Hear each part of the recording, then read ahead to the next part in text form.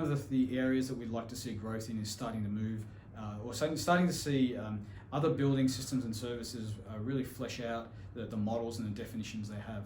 As I said at the beginning, a lot of the semantic modeling that has been done so far really focuses around the BMS systems, HVAC, mechanical services that go into most of our modern buildings today. There is still a lot of scope to explore and extend the semantic modeling in other areas such as lighting, security, vertical transportation. Again, and this is just within the sphere of the building services market, there is still a lot of scope to expand what we're doing into other